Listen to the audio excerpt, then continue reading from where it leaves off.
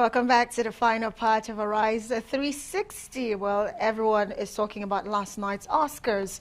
So let's head back to LA. That's La La Land as Dudita da Silva talks with the actress and editor Tanisha Grant. So over to you, Hollywood. Thank you. So I'm here with Tanisha Laverne Grant, and you are a veteran of the red carpet. Oh so red carpet award season is your second home.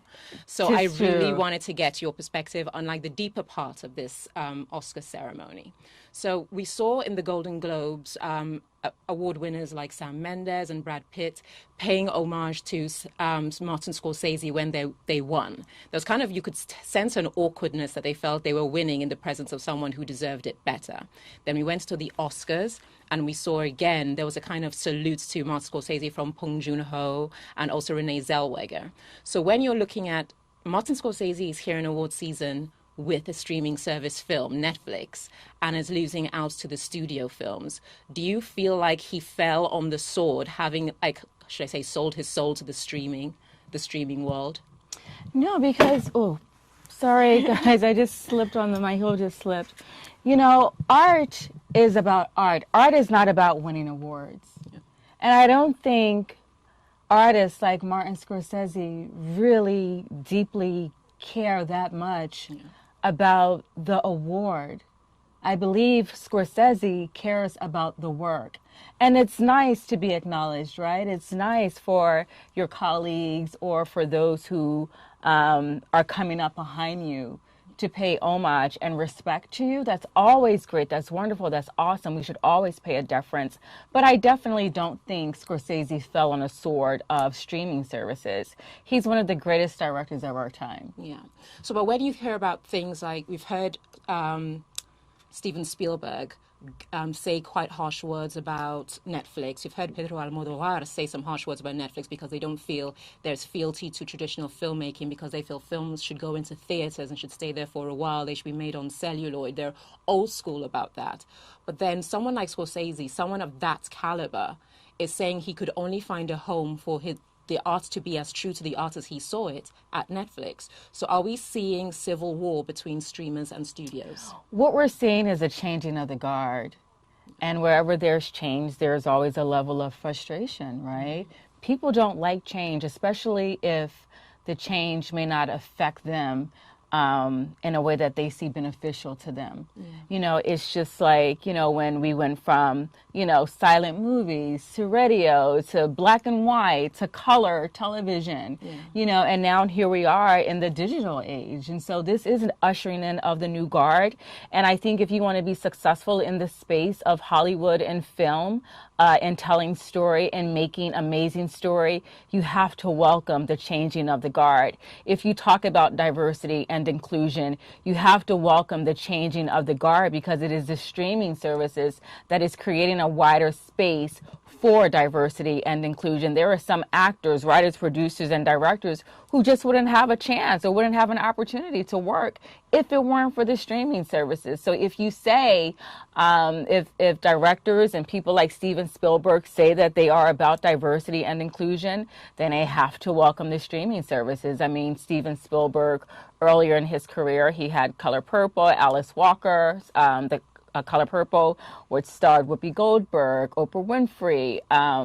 You just can't hire that level of black talent and then fast forward, you know, and talk about, you know, streaming services in a poor way. It just, something's off there. But one thing that I've noticed as well is that when you're talking about diversity, there was the big debate that at the Oscars, it was pretty much Cynthia Erivo flying the flag for diversity. And when you think about what you've just said about streaming services being this kind of virgin land for anyone to make what they and make the art that they feel is truest to them, it's become a sanctuary for artists, because we're like last year we saw Alfonso Cuarón's Roma run away with all the awards. Oh my God, wasn't that wonderful? It was beautiful, black and white in a foreign language. Yeah, I believe it opened doors to parasites to be embraced. So do you think that streaming is becoming a landscape that really embraces all the diversity that studios claim to want to but don't in practice? Absolutely, absolutely. I mean, we talk about a lot of the films, black films that get greenlit in Hollywood, and they are still about slavery. They are still about the black experience and the brokenness of the black experience, and not the beauty and the totality of the black experience. So, yeah, I think streaming services create a beautiful landscape for stories to be told that are nuanced, that are layered, that show us in all our various colors. You know, Hollywood likes to present us one way. Yeah. One way, we're either slaves or we're broken families, or police criminals. Brutality, you know. So, and that's old. Yeah. That's old. That's just a small part of what this experience means. Yeah. And also now going back to the position as journalists and presenters and like being on the red carpet, what I found is that a lot of it was also mentioned in the Grammys, a lot of the black stars bypass black press because now they seem to have made it or leveled up to the higher echelons of fame. That acceptance of I'm really a contender only comes by way of being on white outlets. Why is that the case in Hollywood? You know, I think that's the case because colonization is a real thing. Yeah.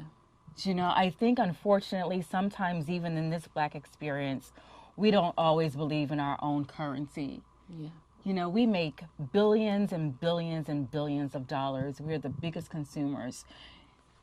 But yet, even when it comes to us, we want to walk past somebody who looks like us, someone who has pretty much laid the foundation for our visibility in the Hollywood space. Yeah. We safeguard our writers, our producers, our directors, our actors. Yeah. We put out those think pieces, we put out those profile pieces, and then as soon as they're in Variety or the Hollywood Reporter, or they're in a film that's A-list, or they're opposite this A-list actor, then those same black media outlets are frowned upon, and that's so unfortunate.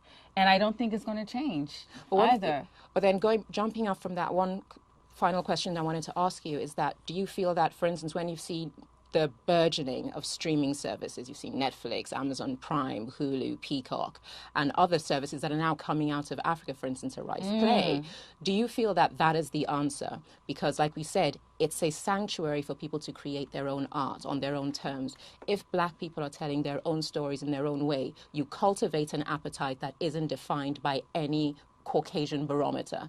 Do you think that's the answer? You know, it's part of the answer, but I think there's just so many that still want to be accepted in the mainstream.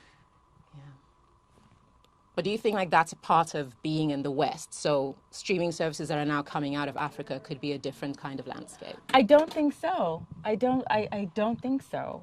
You're cynical, though. No, you know, it's not that I'm cynical, but I pay attention to how people respond and change. Yeah.